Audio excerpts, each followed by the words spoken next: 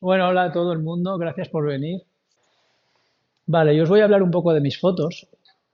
Habréis visto que tienen mucho retoque digital. Yo lo que intento es capturar algo que va más allá del aspecto físico del artista. Entonces, intento capturar el mensaje que quieren transmitir con su obra. Y hoy os voy a explicar 5 fotos. La primera que os voy a explicar es la de Animalito Land, que es la que habla de no dejar de jugar nunca. Animalito Land es una artista argentina. Esta foto la hicimos en Fanzara, en un pueblo que hacen un festival cada año que se llama el Miau, un festival de murales. Y el retrato que usamos, yo normalmente lo que hago es fusionar al artista con sus propios personajes. Les meto en sus propios universos, les cambio las cabezas por sus obras. El personaje que usamos para esta foto es el mural que pintó en Fanzara, es el mural que pintó en el pueblo. Fanzara es un pueblo muy pequeño y los vecinos ceden sus paredes para que las pinten los artistas. Nadie le pinta en su pared si no quiere, cada vecino decide si quiere cederla, pero no sabe qué artista va a pintar. Ellos dicen, vale, mi pared la dejo al festival, pero de los 10 artistas que vienen este año no sé cuál pintará. Cuando llegamos, la chica que vivía en esta casa salió corriendo y abrazó al organizador y dijo, has puesto a mi artista favorita en mi casa, estaba súper contenta. Hice esta foto del mural para ponérsela a ella, veis que el niño o la niña, alguna gente ve un niño y otra gente ve una niña y el animalito son los mismos. Pero la ropa que llevaba ella era la ropa de pintar el mural, entonces estaba manchada y era como muy aburrida y dijo, quiero llevar algo más luminoso. Entonces le pedimos a los dueños de la casa que nos dejaran algo y nos dieron un mantel y una cortina. Y con el mantel y la cortina hicimos esta especie de túnica mágica. Entonces el concepto de esta foto es, esta es la foto original, esta es la foto final. Aquí se puede ver un poco en qué consiste el trabajo que yo hago. Yo en Photoshop le he cambiado el fondo para que sea un poco más marciano, he añadido el animalito, le he cambiado la cara, he puesto unas flores mágicas. Entonces esta foto nos pasamos muy bien haciéndola y la idea de esta foto es que nunca dejar de jugar. Muchas veces lo que nos pasa es que cuando somos pequeños tenemos ese espíritu más libre, ¿no? Jugamos, cuando queremos reír nos reímos, cuando queremos llorar lloramos, cuando queremos decir algo lo decimos. Y a medida que vamos creciendo, vamos perdiendo esa espontaneidad, nos van educando, ¿no? Nos van diciendo, no, esto no se hace, no te rías tanto, no hables tanto, no llores tanto, no hay que llorar, hay que ser fuerte, este mundo es duro, ¿no?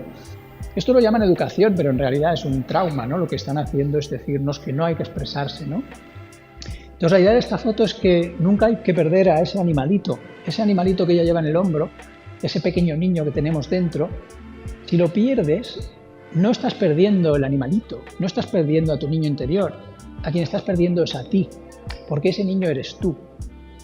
Esa capacidad que tenemos innata de expresarnos es como somos naturalmente, es como llegamos a este planeta. Nosotros llegamos con la capacidad de expresarnos, de reír cuando queremos reír y de llorar cuando queremos llorar. A medida que la vamos perdiendo nos convertimos en lo que consideramos el adulto. Pero ese adulto no eres realmente tú. El original, el de verdad, el que llegó, es el niño. El adulto es una construcción que has creado. Entonces cuando hablan de no hay que perder al niño interior, no hay que perder a tu pequeño ser, en realidad no es tu niño interior, eres tú el que se está perdiendo a sí mismo. Por eso es tan importante mantener la capacidad de jugar, de divertirse. Eso es lo bonito del arte, ¿no? La gente que es creativa, la gente que es artista, pero todo el mundo en el fondo. No perder nunca esa capacidad. Ahora, la siguiente que voy a explicar es la de Eric Orr. Sé quién quiere ser. Eric Orr es un artista de graffiti del Bronx. Él creó este personaje que es el Max Rapping Robot, que es un robot, y es el creador del primer cómic, el primer fanzine de hip hop de la historia, en los años 70. El fanzine se llama Max Rapping Robot y está basado en este robot, y además fue el único artista que colaboró con Keith Haring en los murales que pintaba Keith Haring en el metro de Nueva York. Keith Haring se considera el primer artista urbano de la historia porque Keith Haring fue el primero que empezó a ver el graffiti en los trenes, pero empezó a distanciarse del graffiti. En vez de usar spray y pintar en los trenes, empezó a usar tiza y pintar en el andén.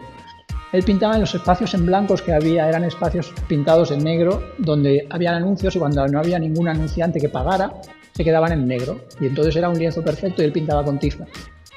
Entonces Keith y Eric se conocieron en una fiesta de las que montaban en Nueva York en los 70, las primeras fiestas de hip hop, y él llevaba la camiseta del Max Rapping Robot, de este personaje. Entonces Keith le dijo, me gusta mucho tu personaje, tenemos que quedar un día y pintar juntos. Y Eric le dijo, vale, pero ¿quién eres? Y dijo, yo soy Keith Haring. Y dijo, sí, vale, pintamos cuando quieras.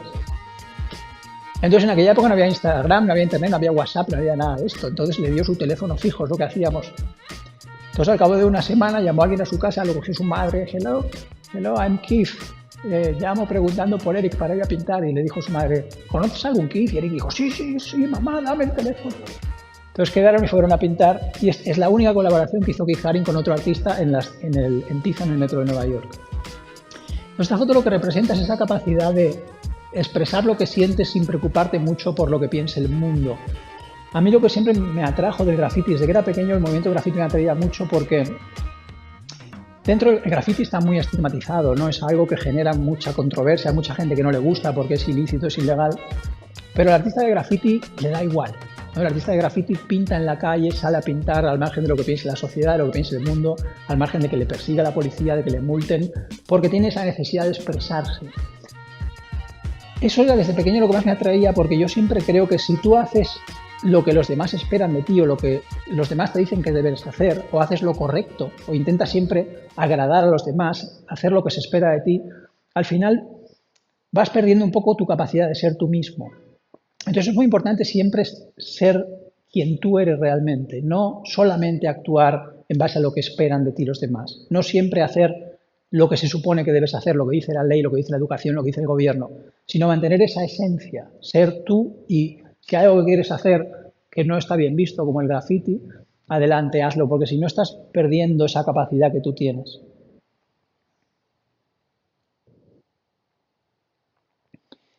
La siguiente que vamos a ver es la de Susaku Miyazaki, el personaje y la persona.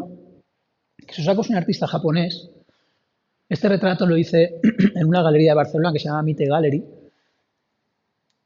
Y este retrato representa ese personaje que nos vamos construyendo, ¿no? A medida que nos vamos distanciando de ese niño que éramos de pequeños y empiezan a educarnos, vamos construyendo ese personaje y vamos empezando a ser alguien, ¿no? Eso de ser alguien es una cosa que nos dicen a veces, ¿no? Tienes que ser alguien en la vida, tienes que ganar dinero, tienes que estudiar, tienes que convertirte en arquitecto, en artista, en lo que sea, ¿no? Y uno piensa, bueno, ser alguien, pero ¿acaso yo no era ya alguien? Yo cuando era un niño ya era alguien, ¿no? Veía el mundo, veía la realidad, tenía sentimientos. Entonces, a medida que nos vamos construyendo este personaje, muchas veces pensamos, bueno, ahora ya soy alguien, ¿no? Ya soy artista, o cada uno, según la educación que le den, tiene diferentes objetivos, ¿no? A alguna gente le dicen tienes que estudiar, a otra gente le dicen tienes que ganar dinero, a otra gente te dicen tienes que ser fuerte, y vamos construyendo ese personaje. Pero en realidad nuestra auténtica identidad siempre está debajo, es decir, nosotros no somos ese personaje. Si vosotros os fijáis, si yo me pregunto qué soy yo realmente, yo sé que cuando yo tenía 5 años y ahora soy la misma persona, y cuando tenga 80 seguiré siendo la misma persona. Hay algo dentro de mí que me hace saber que soy yo. Pero ese algo no es mi educación, porque yo cuando tenía 5 años todavía no estaba educado como ahora. Tampoco es mi personalidad cambia con el tiempo. Tampoco son mis pensamientos, ¿no? Mi pensamiento va cambiando. Tampoco es mi cuerpo ahora y cuando era un bebé no tiene nada que ver. De hecho, las células del cuerpo se regeneran. Cada 9 años todas las células de mi cuerpo se han regenerado. Entonces pienso, ¿qué es lo que me hace saber que yo soy yo? Si no es mi personalidad, si mi personalidad cambia, si mis pensamientos cambian, si mis ideas cambian, si mi cuerpo cambia. Pero la parte que permanece siempre es la conciencia. Y lo más curioso es que a veces uno se plantea, si la conciencia no es algo físico, no tiene por qué estar limitada por las leyes de lo físico. Mi cuerpo es físico, con lo cual en un punto empezó a existir, en un punto nací, fue creado, y en un punto dejará de existir, porque todo lo físico es impermanente. Nada es eterno en el plano físico.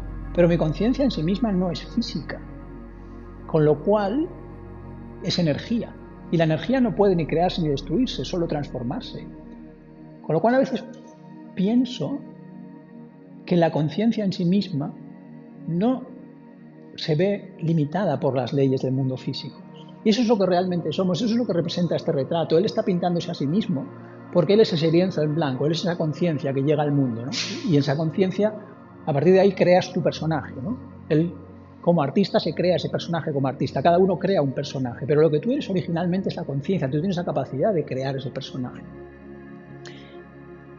y tú en realidad estás debajo. En algún momento tú te quitas esa máscara y recuerdas quién eres realmente, porque en realidad lo has olvidado. Y esa es la idea de esta foto, esa capacidad que tú tienes de crear ese personaje. Ahora, lo interesante es que mucha gente, ¿no?, te dice, no, el ego es malo, el personaje no hay que ser, ¿no?, hay que tener cuidado con el ego, lo importante es la conciencia, ¿no?, lo importante es el alma. Y crean esta dualidad, ¿no?, esta especie de confrontación entre la persona y el personaje. Llamémoslo persona y personaje. Pero en realidad no tiene por qué haber ninguna confrontación. Si nosotros pensamos que el personaje que hemos creado es un personaje que está muy bien, que nos sirve para transmitir ideas.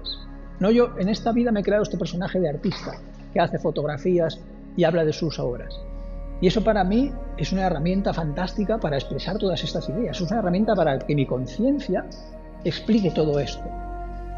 Entonces ese personaje, ese ego que nos hemos creado, no tiene nada malo.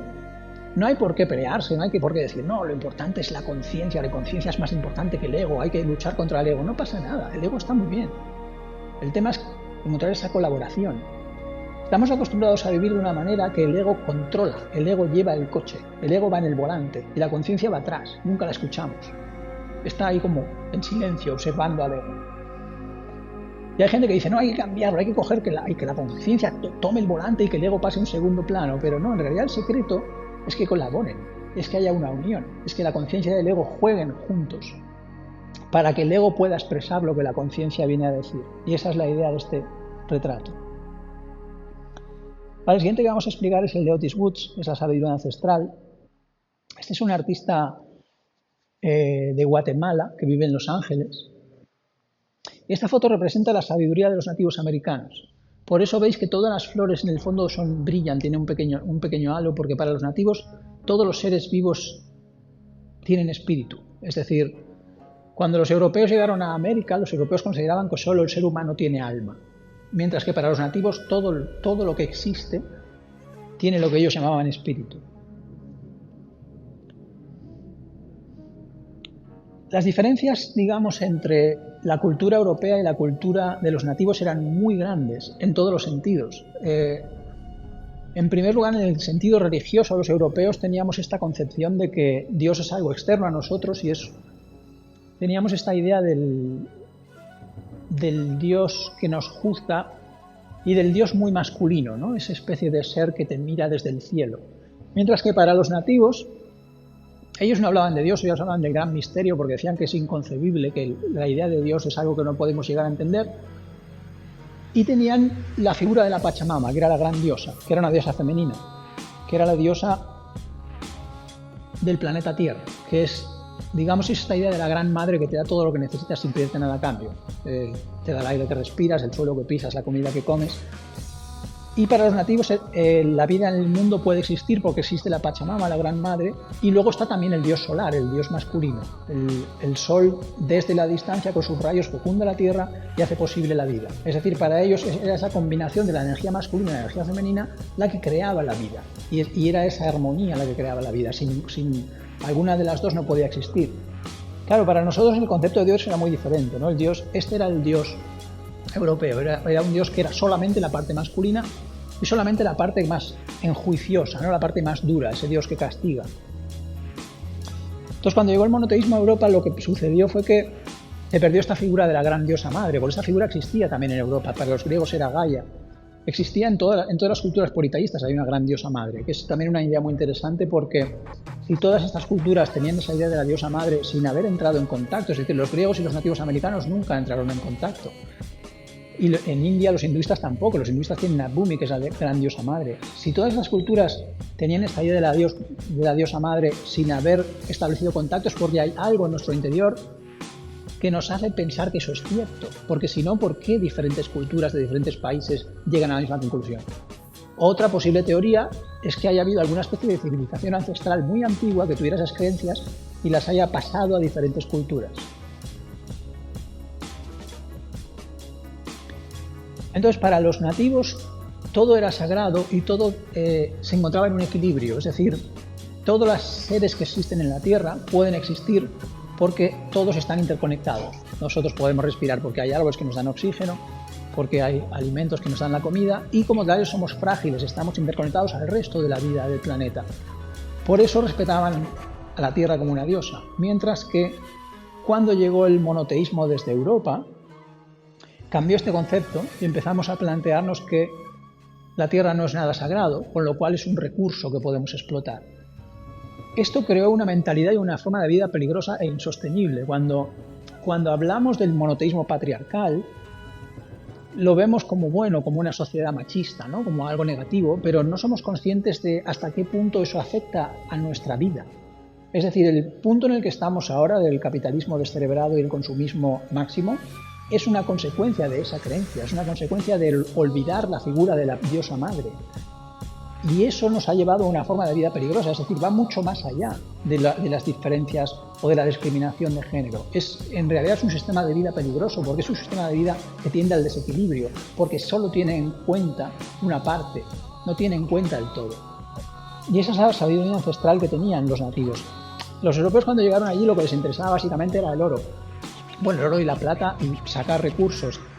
Lo curioso es que para los nativos los europeos no eran malos por naturaleza. Ellos consideraban que los europeos estaban enfermos y tenían una enfermedad que se llamaba el huético. Ellos se llamaban huético, que era esta enfermedad de intentar poseerlo todo, porque no se dan cuenta de que en realidad no pueden poseer nada, porque tú como poseedor y lo que posees es algo impermanente. Tú vas a dejar de existir, el oro va a dejar de existir, todo lo que físico va a dejar de existir en algún momento. Entonces el huético era una enfermedad muy difícil de curar porque uno nunca siente que tiene suficiente, quiere tener más y más y más y más, es como la arena de la playa que se te escapa entre las manos y nunca consigues tenerlo, porque eso que tú pretendes tener nunca va a ser tuyo. Para los nativos americanos pensaban, bueno, tú puedes coger el oro y llevártelo a Europa, pero eso no significa que ese oro sea tuyo, nada es tuyo. En realidad para los nativos la tierra te da todo lo que necesitas, pero nada es tuyo, todo es un regalo. También tenía muchas diferencias en su manera de entender el tiempo y los ciclos. Para ellos el calendario era cíclico. Por ejemplo, no sé si recordáis que en el año 2012 había gente que decía que se iba a acabar el mundo porque el calendario maya llegaba al fin del ciclo. Bien, esto no es así porque el calendario maya es circular. Ya hemos visto que no se ha acabado el mundo, seguimos aquí. Y lo que pasaba en 2012 es que comenzaba otro ciclo. Claro, es como si dentro de 2000 años alguien encuentra nuestros calendarios y dicen... en aquella época pensaban que el mundo se acababa el 31 de diciembre porque es el último día del calendario. Pues no, luego venía el 1 de enero. Claro, esto nos hace preguntarnos por qué para los mayas el mundo terminaba en el 2012, qué ciclo terminaba, qué ciclo empezaba. Y aquí viene lo curioso, los mayas tenían en cuenta algo que nosotros no tenemos en cuenta. Nosotros solo tenemos en cuenta nuestro sistema solar. Es decir, la Tierra gira alrededor de sí misma, creando el día y la noche, y gira alrededor del Sol, creando las estaciones, primavera, verano, otoño, invierno. Bien, para los mayas, aparte de eso, existía algo que ellos llamaban el Sol central y todo nuestro sistema, todo nuestro universo se giraba en torno a ese Sol central. Y eso creaba ciclos de noche galáctica y de día galáctico, igual que nuestros días, pero que duraban 250 millones de años. Y esos ciclos hacían que tuviéramos fases de armonía y fases de desarmonía. Durante las fases de armonía teníamos una conexión más fuerte con la naturaleza, con el desarrollo espiritual, y durante las fases de desarmonía teníamos una conexión más fuerte con la mente analítica y el desarrollo tecnológico. Un año galáctico, lo que tarda nuestro sistema en dar la vuelta al Sol central, son 250 millones de años, pero ese año galáctico está dividido en días, que son 25.000 años, es un día galáctico, dividido en noche y día, 12.500 años de noche, 12.500 años de día, 25.000 en total. Estas fases, según estas creencias, duraban 12.500 años, es decir, 12.500 años de conexión con la naturaleza, de desarrollo espiritual, y 12.500 años de conexión con la mente analítica y el desarrollo tecnológico. Es evidente que ahora mismo, si esta teoría es cierta, estamos en una fase de conexión con la mente analítica y desarrollo tecnológico, de hecho en una fase bastante avanzada. Pero estos ciclos se repiten, van pasando, y son importantes porque en cada uno de ellos aprendemos cosas diferentes. Bien, para nosotros cuando los europeos llegaron a América pensaban que el Sol no se movía, que estaba quieto, de hecho antes incluso pensaban que la Tierra era el centro del mundo, del universo. Pero hemos descubierto que es cierto, efectivamente el Sol se mueve, nuestro sistema completo se mueve, y se mueve alrededor de algo que no es un Sol, es un agujero negro supermasivo que se llama Sagitario A. Es decir, no sabemos realmente cómo, pero los mayas tenían ciertos conocimientos que encajan con el desarrollo científico actual. Es decir, lo que ellos llamaban el Sol central es un agujero negro, y sí que es cierto que nuestro sistema se mueve en estos movimientos espirales. Es decir, hay momentos en los que está más cerca de ese Sol, de ese agujero negro, y momentos en los que está más lejos. Esto es lo que se llama día galáctico y noche galáctica. Ahora mire lo interesante. Según estas creencias, los momentos de día galáctico, donde hay una mayor conexión con la naturaleza y desarrollo espiritual, son momentos en los que estamos más despiertos, porque estamos más cerca del Sol central y recibimos su energía. Y los momentos de noche galáctica estamos más dormidos, porque estamos más lejos del Sol central y no recibimos energía. Claro, hasta hace un tiempo la ciencia occidental pensaba que un agujero negro no desprende ninguna energía, solo absorbe materia. Pero han descubierto que efectivamente un agujero negro sí desprende energía. Cuando absorbe materia, desprende positrones. Lo que todavía no nos tenemos claro es si realmente nosotros podemos notar esa energía, es decir, si hay algún tipo de cambio en nuestra percepción de la realidad. Pero según estas creencias sí lo hay. Es decir, durante el día galáctico esa energía llega, nosotros estamos más despiertos y durante la noche galáctica estamos más dormidos. Nos desconectamos de nuestra propia naturaleza. Bien, según esto sería Sagitario A, la noche sería cuando estamos lejos, eso es el Sol y la Tierra, y el día sería cuando estamos cerca. Esto no solo lo creían los mayas, también lo creían los hinduistas. Para los hinduistas el Kali Yuga era la época de noche galáctica. Y era la época de Kali es la diosa de la destrucción, era la época de la oscuridad, pues todo lo que, no sé, la media, la guerra, la confrontación, la pelea, ¿no? Bien, según estas creencias, ahora mismo estamos cerrando un periodo de noche galáctica, es decir, estamos cerrando un periodo de distanciamiento de la espiritualidad, distanciamiento de la naturaleza, desarrollo tecnológico, fase mental. Estos periodos son peligrosos al final porque si nos desconectamos mucho de la naturaleza, desarrollamos mucho la tecnología, podemos tender a la extinción. Por eso es importante que llegue el siguiente ciclo. Según estas creencias, según las creencias de los hinduistas, el Kali Yuga, por ejemplo, cuando llega este ciclo despertamos y nuestra conciencia asciende. Claro, ahora si observamos el mundo pensamos, bueno, hasta ahora tenía lógica, ¿no? El Sol central y tal, pero yo no veo que ahora nuestra conciencia está ascendiendo. Yo lo que veo es guerra, destrucción. Fijaros lo que está pasando en Palestina. Es un desastre. ¿Dónde va a ascender ahora nuestra conciencia? Y aquí viene lo curioso. Si estamos empezando un periodo de 12.500 años, ahora estamos empezando a abrir un poco los ojos. Y lo que vemos es un desastre. Claro, es el desastre que hemos creado durante 12.500 años de noche. Venimos de un desastre máximo. El hecho de que lo veamos, claro, esto hace 500 años igual nos parecía normal, ¿no? En la Edad Media quemaban a las mujeres, decían que eran brujas y era aceptado, ¿no? Entonces el hecho de que hoy en día nosotros veamos el mundo y veamos que es un desastre, indica que es posible que nuestra conciencia ya esté llegando al punto en el que digamos, esto no es correcto. Y eso indica que podría ser cierto que estamos empezando a desarrollar nuestra conciencia, porque lo primero que hay que hacer para solucionar un problema es ser consciente de que ese problema existe. Si estamos viendo que este mundo no funciona, es porque nuestro nivel de conciencia está llegando a un punto en el que vemos que hay un problema y a partir de ahí podremos empezar a solucionarlo. Otra creencia que tenían los nativos americanos era lo que ellos llamaban la serpiente de luz, que era la energía kundalini de la Tierra.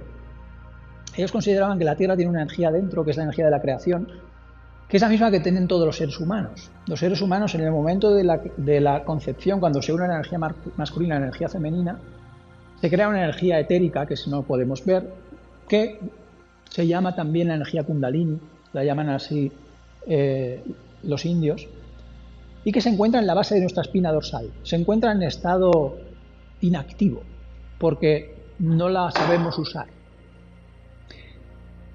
Esa energía se representa por una serpiente, que es una serpiente que normalmente está en la base de nuestra espina dorsal y está enroscada, no está activa. Cuando se activa empieza a subir por nuestros centros energéticos y empieza a activarnos. Bien, según los nativos, nosotros y la Tierra tenemos esta energía está dormida, pero en algunos momentos empieza a moverse. Cuando esa energía empieza a moverse, suele ser cuando hay un cambio de ciclo. Cuando empieza un día galáctico, por ejemplo, esa energía se mueve de un lugar de la Tierra a otro, de una montaña a otra, por ejemplo. Todo esto son conocimientos ancestrales que algunos empiezan a encajar ahora con nuestras creencias. La ciencia está empezando a decirnos que haya algo cierto ahí, pero que todavía pueden parecernos un poco extraños. Pero son conocimientos ancestrales que han guardado los nativos durante muchísimos siglos de manera de manera muy honorable. Si os fijáis, durante toda la fase del Huético, cuando los europeos en América estaban robando todo el oro, robando toda la plata, saqueando todo lo que encontraban,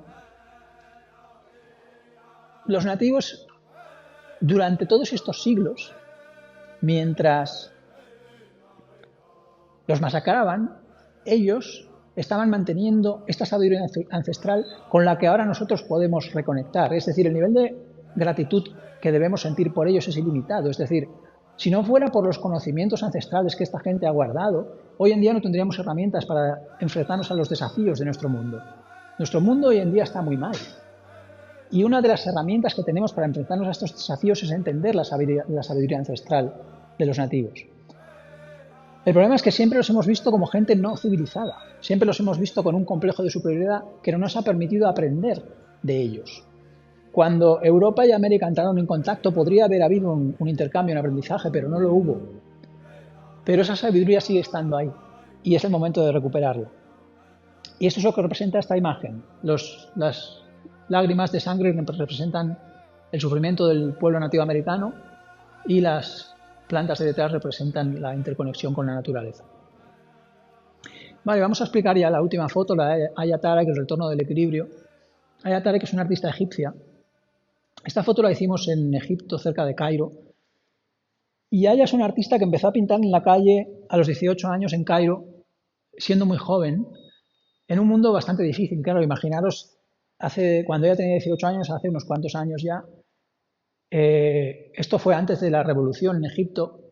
Entonces una chica pintando en las calles de Egipto, graffiti, era, digamos, un entorno bastante difícil. En esta foto lo que representa toda la basura que hay en el suelo es el pasado, es el polvo este. En Egipto hay muchísimo polvo por la arena del desierto que viene con el viento. Y también hay parece, digamos, una ciudad en guerra. Hay muchísimos edificios semiconstruidos, semidestruidos. Entonces, lo que queríamos representar es, ella está encima de todo este desastre, está encima de las ruinas que están cayendo, pero su actitud es positiva, ella está mirando al futuro con una sonrisa, como diciendo lo que viene es mejor. Porque ahí es importante, cuando nosotros vemos algo que no nos gusta, para Aya Tareq, por ejemplo, su función, su papel, su educación, cómo debía actuar ella como mujer en Cairo, en Egipto. Obviamente una mujer en Cairo no debe salir a pintar graffiti, ni un hombre tampoco, pero una mujer menos. Todo eso en su educación era algo que ella no sentía como correcto. Nuestra educación es el primer programa que instalan en nuestro cerebro. Cuando nosotros sentimos que ahí hay algo incorrecto, es porque hay algo dentro de nosotros que se está rebelando contra ese programa. Y eso no viene de nuestros padres, eso viene de otro lugar. Cuando nosotros sentimos que ese programa no es correcto, el lugar del que viene eso es previo a nuestra educación. Eso viene de unos principios, de una moral que ya está ahí. Nosotros desde que somos niños sabemos lo que es bueno y lo que es malo. No nos gusta que nos griten, no nos gusta que nos hablen mal, no nos gusta que nos peguen, nos gusta que nos traten bien, nos gusta que nos quieran, nos gusta que nos abracen. Nosotros ya tenemos unos principios morales preestablecidos que son anteriores a la educación.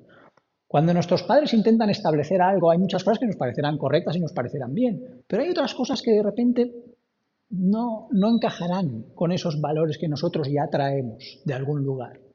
Cuando hay algo que no encaja, es porque la nueva generación está intentando empujar hacia otro lugar. Todos venimos con una misión. Toda esta generación de nuevos artistas en Cairo está intentando empujar para romper el papel en el que se ha situado a la mujer en determinados países, bueno, y prácticamente en todo el mundo, y eso está generando una confrontación. Y esa confrontación está sucediendo porque hay mucha gente que considera que no es aceptable lo que está pasando. Lo que es muy importante cuando empezamos esta confrontación es centrarnos en lo positivo, es decir, centrarnos en el cambio que queremos ver, no en lo que queremos destruir. Si nos centramos en lo que queremos destruir, en esto es fatal, esta sociedad no funciona, la política, el machismo, creamos una energía destructiva. Si nos centramos en lo que queremos crear, creamos una energía creativa. Esa es la gran virtud de Aya. Ella es una mujer joven, artista en Egipto, y lo que está creando es una energía positiva, es una energía de cambio, porque ella se enfoca en el lugar hacia el que quiere ir. Ella se enfoca en esa luz que ve, no se enfoca en lo que quiere destruir, no va a quemar contenedores, ella va hacia lo que quiere crear. Y en esta foto al final, al fondo, muy muy al fondo, tenemos una pirámide ahí. De hecho, está tan al fondo que en la foto original prácticamente no se ve. Yo cuando fui a Egipto, aparte de hacer la foto, fui a ver la pirámide.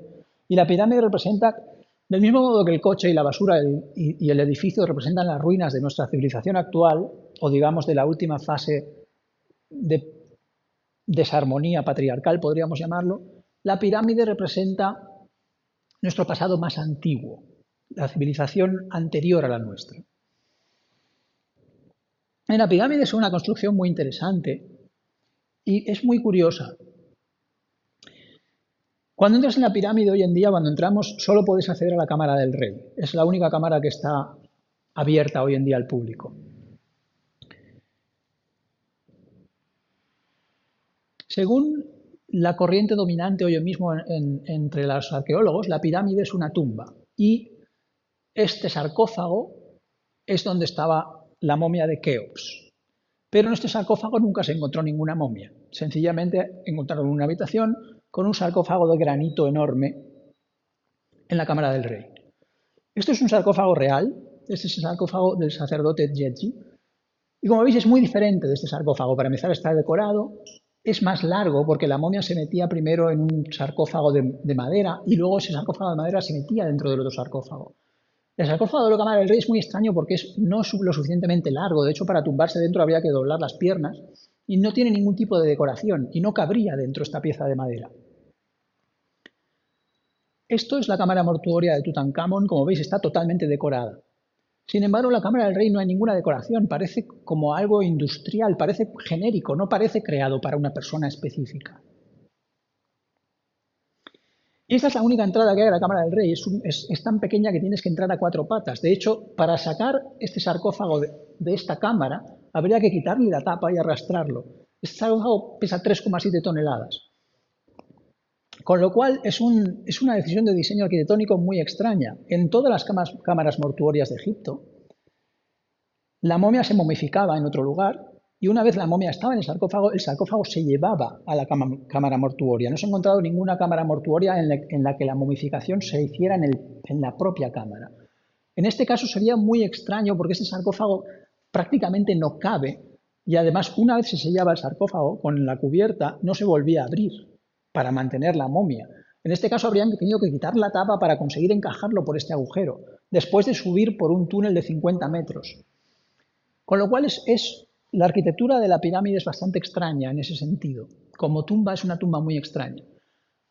Lo que es aún más extraño son estos canales de ventilación. De la cámara del rey salen 2 canales de ventilación que van al exterior. Esto no se ha visto nunca en ninguna cámara mortuoria de Egipto. De hecho, las cámaras mortuorias están selladas al máximo posible para que la momia se mantenga. No hay ningún tipo de rejilla de ventilación.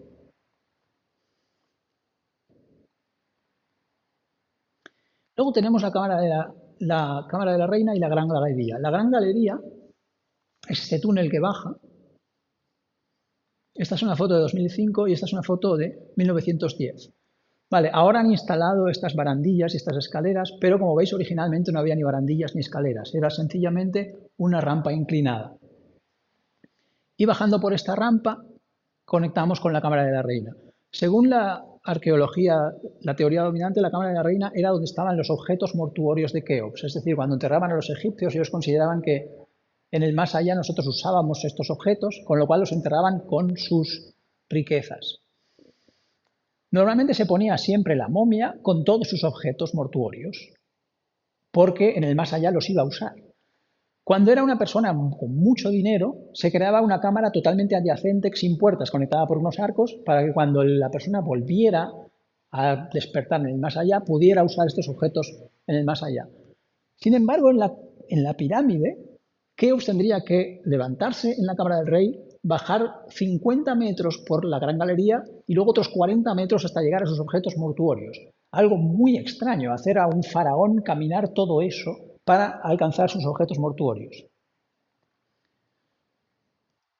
46 metros tiene la gran galería. Y por último tenemos la cámara subterránea, la más extraña de todas. Esta es una cámara que carece de sentido, porque parece una cueva, parece que ya estaba allí antes de construir la pirámide y tiene un túnel que no lleva a ningún lugar. Bien, según la arqueología, la teoría dominante, esta cámara se construyó como una prueba por si Keops moría muy pronto y no era posible terminar la pirámide, para enterrarlo aquí.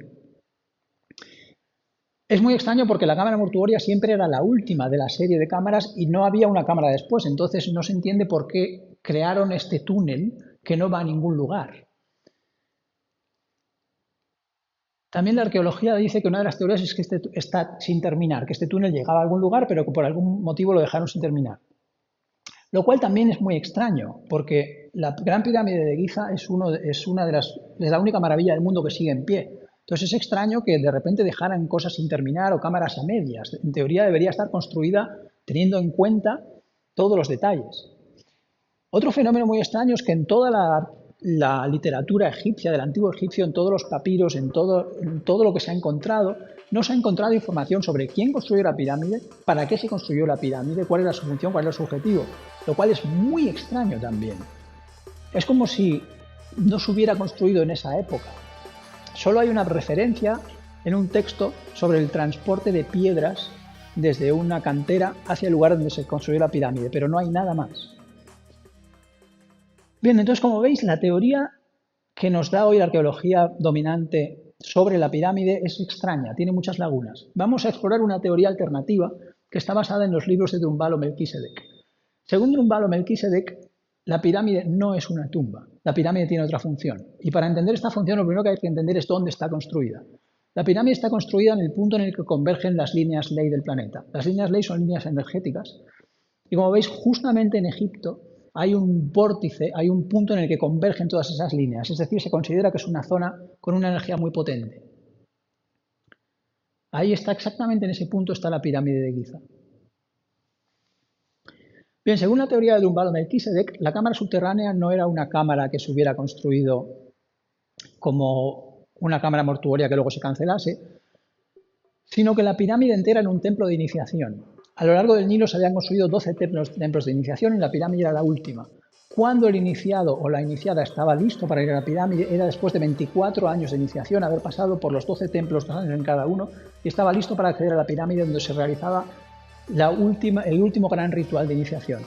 Lo primero que hacían era llevar al iniciado a la cámara subterránea y le colocaban tumbado al final de este túnel. Al final de este túnel es donde converge la energía que baja y que pasa por el vórtice de las líneas ley. Esa energía entra en el planeta y el iniciado, al tumbarse ahí, entrar en un estado de contemplación o quizá también usando algún tipo de sustancia que le permitía tener una experiencia extracorpórea, es decir, al entrar en el plano astral, el iniciado podía conectarse con la energía que pasaba justamente por ese punto, es decir, ese túnel no está inacabado. Ese túnel termina justamente en el lugar donde la hélice, la espiral de energía descendente, baja y entra en el planeta. Es decir, al tumbarse en ese lugar, el iniciado estaba justamente metido en esa espiral. Y llegaba a lo que los egipcios llamaban, y hoy en día también otras culturas llaman, los salones de Amenti. Los salones de Amenti serían como el vientre del planeta. Y allí se pasaba el iniciado 3 días. Es decir, cuando el iniciado entraba en la pirámide tenía que hacer primero un ayuno de una semana, porque en la pirámide va a pasar aproximadamente unos 6 o 7 días sin dormir, sin comer, sin ir al baño, sin hacer nada. Es decir, era gente que había sido preparada para este tipo de rituales. Se pasaba 3 días conectado con la energía del divino femenino, con la energía del planeta. Una vez había sucedido esto, se metían en un sarcófago de madera y lo llevaban a la cámara del rey. En ese momento el iniciado estaba en estado de coma, digamos, no podía andar porque había estado 3 días fuera de su cuerpo y le habían dado una sustancia para que tuviera estas experiencias extracorpóreas.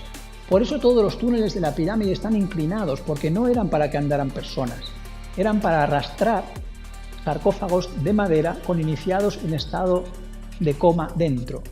Cuando le llevaban a la cámara del rey, le colocaban dentro del sarcófago de la cámara del rey, y en este punto es donde el iniciado entraba en contacto con la espiral ascendente, hasta llegar a la cúspide de la pirámide. Seguía exactamente esta ruta, entraba, digamos, en un estado de sueño profundo o de viaje astral, Y cuando llegaba a la cúspide de la pirámide, en la pirámide había una piedra que hoy día no está, se llama el piramidión. Esto es un piramidión, se hacían de metales, de plata, de oro, de metales con gran conductividad, porque en la cúspide de la pirámide es donde se encontraba el foco de energía. Esto es una fotografía Kirlian. Las fotografías Kirlian nos permiten registrar la carga magnética de un objeto. Es un tipo de fotografía que se descubrió en Rusia por accidente, como muchos otros descubrimientos.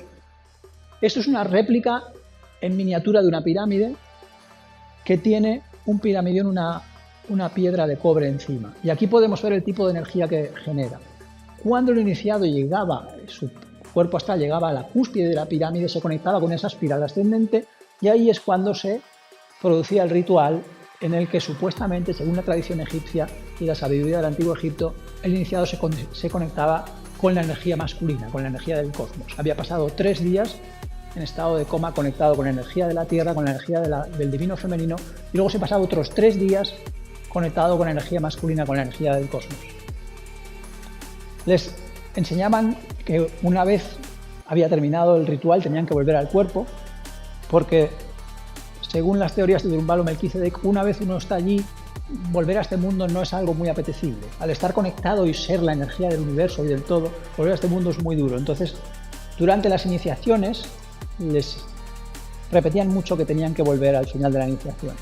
Una vez el iniciado había terminado, lo llevaban a la cámara de la reina, donde se producía lo que podríamos llamar la resurrección o la reanimación. El iniciado llevaba 6 días fuera de su cuerpo, estaba en estado de coma profundo, le habían dado sustancias, con lo cual había que reanimarle y había que asegurarse de que no olvidaba esa experiencia, porque esa experiencia era como un sueño, era un viaje astral.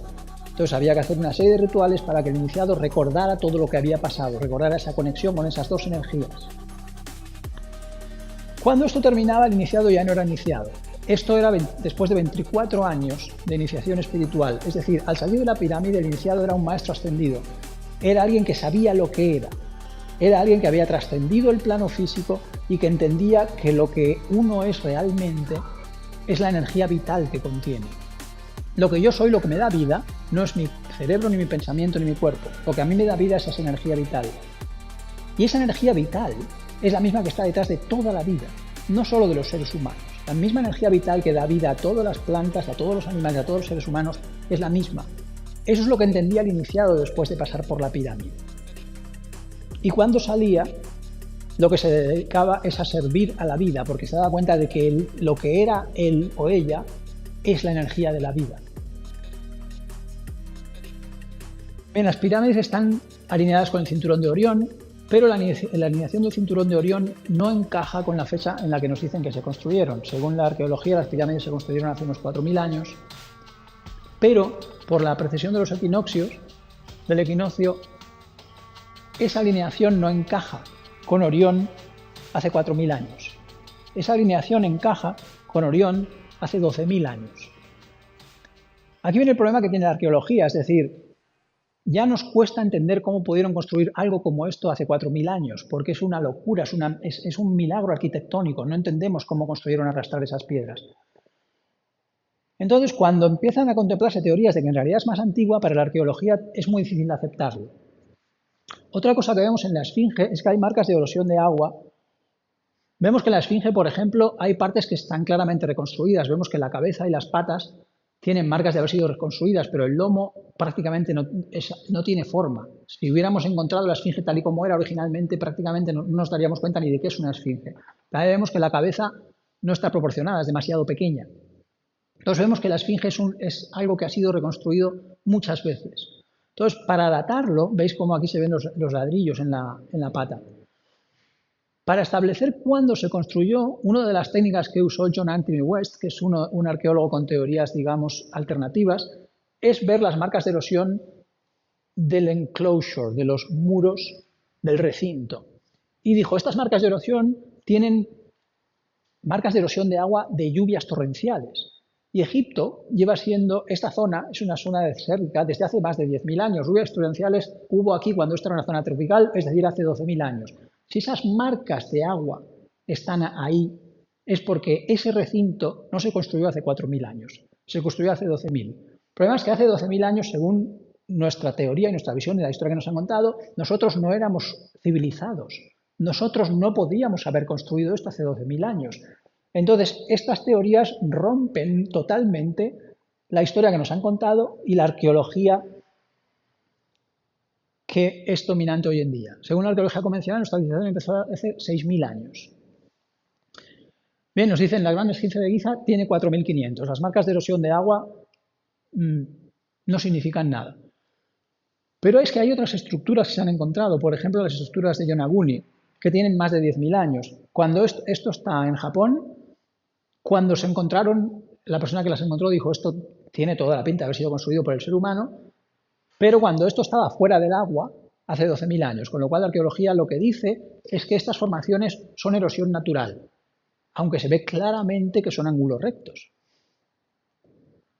Luego tenemos Göbekli Tepe, que tiene más de 10.000 años. Esto está aceptado hoy en día por la arqueología.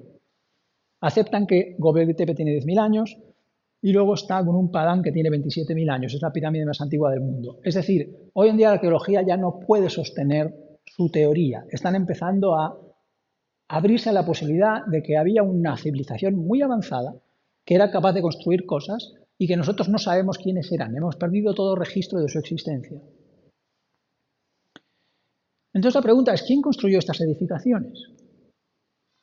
Si buscamos en la historia, sí que encontramos una fuente, que además es una fuente muy fiable, que habla de una civilización antigua, muy evolucionada. La fuente de la que estoy hablando es Platón. Platón nos habla en el Diálogo de Critias de una civilización conocida como la Atlántida. Y nos dice que la extensión de la Atlántida era mayor que Libia o Asia. Nos dice que numerosos diluvios han tenido lugar en los 9.000 años que han pasado, porque ese es el tiempo que ha transcurrido desde la época de la que estoy hablando. Estos son citas textuales del Diálogo de Critias. Nos dice que la capital de la Atlántida estaba dividida en zonas circulares de mar y tierra, y nos dice que era la civilización más próspera de la Tierra hasta que desapareció bajo el mar. Según la descripción de Platón, la capital de la Atlántida sería algo así.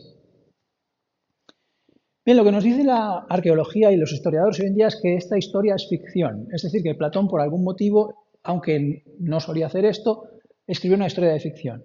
Pero la pregunta es, ¿cómo llegó esta historia a Platón? ¿De dónde sale? Bien, esta historia sale de Solón, que fue uno de los 7 sabios de Grecia. Cuando Solón viajó a Egipto, fue al templo de Neit y allí los sacerdotes del templo le contaron la historia de Atlántida. Esa historia le impactó mucho, fue algo que resonó en él. Por algún motivo esa historia de una civilización perdida y olvidada le afectó tanto que escribió la historia en un papel para después escribir un poema. Los políticos griegos escribían poesía en su tiempo libre y dijo, esta historia me la voy a guardar porque me parece fascinante. Así que la guardó para escribir después un poema. No sabemos si llegó a escribir ese poema y se perdió, si nunca lo escribió. Sí sabemos que cuando murió se lo dio a su hermano Drópides. Y que Drópides cuando murió se lo dio a su hijo Calaíscros. Para los griegos, hoy en día, sobre todo, heredamos cosas materiales, pero para los griegos la sabiduría era algo que tenía mucho valor. Entonces era muy común heredar papiros, heredar escritos, porque para ellos la sabiduría tenía más valor que el dinero. Por eso, cuando murió Calaíscros, se lo dio a Critias. Y Critias era el tío de Platón. Es decir, pasó de generación en generación en generación hasta que Critias le contó esta historia a Platón y Platón decidió transcribirla en uno de esos diálogos que es el que ha llegado a nuestros días. Pero ahora la pregunta es, si Platón nos habla de Atlántida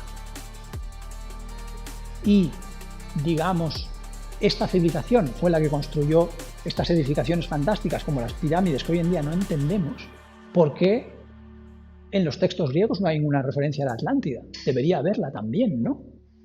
Y aquí viene lo curioso. Hay referencias, pero los egipcios no usaban el término Atlántida. Este es el templo de Edfu. Y en el templo de Edfu está totalmente inscrito. De hecho, en los templos suele haber inscripciones que explican su función, la distribución de las cámaras, cuándo se construyeron. Y en el templo de Edfu las inscripciones nos dicen que el templo fue construido en un lugar sagrado por dioses que pretendían preservar el conocimiento de su civilización. Nos dicen que los 7 sabios eran los únicos seres divinos que conocían los lugares en los que se debían edificar estos templos a lo largo del río Nilo, y que Thoth y los 7 sabios eran supervivientes de un cataclismo que causó un diluvio que sumergió bajo el mar la isla de la que procedían, llamada la tierra natal de los primigenios. Es decir, Para los egipcios, ellos no usaban el término Atlántida, pero sí que hay una historia muy similar de una civilización que se hundió bajo el mar, que ellos llamaban la tierra natal de los primigenios, y esta civilización fue a Egipto, construyeron estos templos. Es una historia que nos puede sonar, ¿no? Lo de una gran inundación, un desastre universal, unos seres que consiguen salvarse, porque esta es la referencia que tenemos todos los de cultura católica, aunque no nos consideremos católicos, que es la Biblia. En la Biblia está la historia de Noé, que fue elegido por los dioses por sus virtudes, pero hay muchas más. Está la historia de Utnapishtim y Nife, que iba en busca de la inmortalidad y también consiguió salvarse de la gran inundación. La historia de Yu el Grande en la tradición en la China, que fue el que consiguió dominar las aguas del diluvio construyendo diques, y la historia de Manu, que fue el progenitor de la humanidad. En todas las civilizaciones, en todas las religiones, en todas las culturas, existen historias sobre una gran inundación. La pregunta es, ¿podrían ser estas historias memorias compartidas? ¿Podrían ser historias de algo que sucedió realmente? ¿Hubo una gran inundación que hizo que se perdiera una civilización? Si eso fue así, porque también las tenemos en América, una de las teorías actuales es que esto vino de Sumeria a través de la épica de Utnapishtim y que desde Sumeria se extendió por Europa. Pero cuando vemos que estas teorías también existen en América es cuando empezamos a pensar que puede ser que haya algo más. Para los aztecas, la civilización que desapareció tras el diluvio, llamada Nahuatl, el sol de agua, era la cuarta civilización de nuestro planeta. Había habido otras 3 antes. Según las escrituras sagradas de los mayas, sus ancestros llegaron por mar desde una gran isla, donde la fuente del conocimiento se perdió bajo las aguas. Y los supervivientes estaban liderados por 3 dioses llamados Kukulcán, Zamná y Quetzalcóatl, cuya misión era reconstruir la civilización. Es decir, vemos como una civilización que no tiene nada que ver ni con Sumeria ni con Egipto, a miles de kilómetros, tiene una historia en su religión, en sus leyendas, que es increíblemente similar a lo que vemos en el templo de Edfu en Egipto y a lo que nos cuenta Platón en el diálogo de Critias. Quizás son demasiadas coincidencias. Por último, nos dice que trajeron consigo conocimientos sobre matemáticas, astronomía, agricultura y arquitectura. Con lo cual tenemos la idea de que muchas culturas hablan de este gran cataclismo. Pero si esto sucedió, ¿cuándo sucedió? Debería haber algún tipo de prueba, ¿no? Debería haber algún registro geológico o algo que nos dijera, o que hubiera un resto. La única fuente que nos da una fecha es el diálogo de Critias. En el diálogo de Critias nos dice 9.000 años es el tiempo que ha transcurrido desde la época de la que estoy hablando. 9.000 años desde el día en el que Solón visitó el templo de Neit. Solón visitó el templo de Neit en Egipto en el 600 a.C., más 9.000 que dice Platón, más 2024, que es el tiempo que llevamos después de Cristo, nos da la fecha de 12.624 años. Es decir, esto en teoría, según Platón, este gran diluvio universal sucedió hace 11.624 años. ¿Hay algún registro de un gran diluvio o una hecatombe o un cataclismo que sucediera hace unos 11.500, 12.000 años? Sí lo hay. Está demostrado hoy. Se llama el Joven Dryas. Fue un evento que supuso unos descensos del 10%, 10 grados de la temperatura global.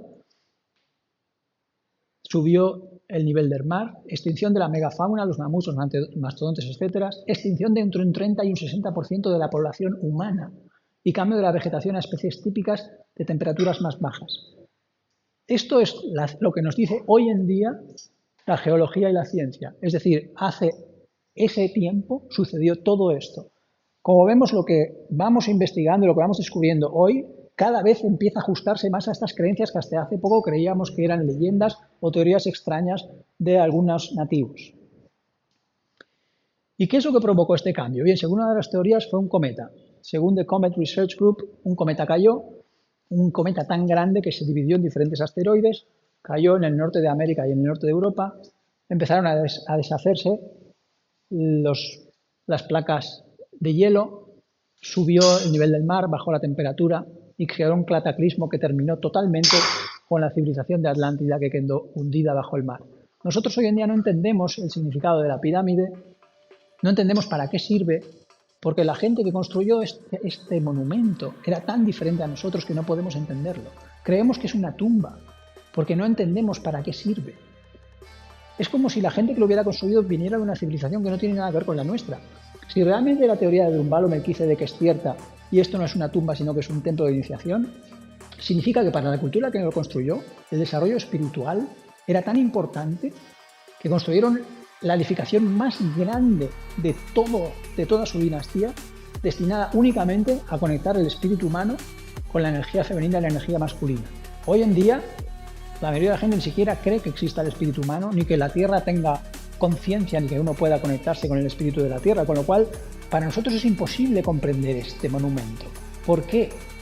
Porque está hecho por gente cuyas creencias no tienen nada que ver con la nuestra. Es posible que la gran pirámide de Giza no fuera construida por uno de los primeros pueblos de nuestra civilización, sino por uno de los últimos de la civilización anterior. Y ahora, para terminar ya, vamos a entrar en el plano de la leyenda, que es lo que nos permite el arte. Con el arte podemos contemplar leyendas, podemos hablar de cosas que no podemos demostrar científicamente. Bien, según la leyenda de los Nakal, la Atlántida, que era exactamente como Platón la describió, se hundió bajo las aguas del mar hace 12.500 años, porque cayó un gran cometa. Ellos sabían lo que iba a pasar, ellos vieron el cometa, ellos sabían que la civilización se iba a perder y sabían que si no hacían nada tardaríamos otros 200.000 años en recuperar el nivel de desarrollo que ellos tenían, así que se dividieron en grupos. Se dividieron en grupos y fueron a puntos específicos de la Tierra para construir grandes edificaciones que dejaran una marca de su existencia y que sirvieran para ascender a los seres humanos que había en aquella época. El primer grupo fue a lo que ellos llamaban Kem, que hoy llamamos Egipto. Estaba propuesto por Thoth, Ra y Araragat, y ellos construyeron la gran pirámide de Giza. El segundo grupo fue a lo que hoy llamamos el Yucatán. Estaba compuesto por 3 seres, Quetzalcóatl, Zamna y Kukulcán, que construyeron la gran pirámide de Chichén Itzá. Esta está en el centro de la energía femenina de la Tierra, mientras que Giza está en el centro de la energía masculina de la Tierra. Y un tercer grupo, liderado por 3 seres cuyos nombres nunca han sido desvelados, se fue al Himalaya, porque los atlantes sabían perfectamente que la energía kundalini de la Tierra, como nos dijeron los mayas, se iba a mover, y se iba a mover desde la Atlántida hacia el Himalaya. Cuando la energía kundalini se mueve, activa a las personas que se encuentran allí, que pasan a ser los maestros espirituales del planeta. Por eso en Tibet surgió el budismo, porque allí fue donde se fue la energía espiritual del Kundalini de la Tierra. Y allí construyeron la gran pirámide blanca, la pirámide de los Nakal, que no tiene ninguna inscripción y que hoy en día se considera que es una montaña, se considera que es el pico de una montaña, porque el gobierno chino sigue una política de no revelar las pirámides. Esta es una pirámide que todavía no se ha descubierto, pero se descubrirá.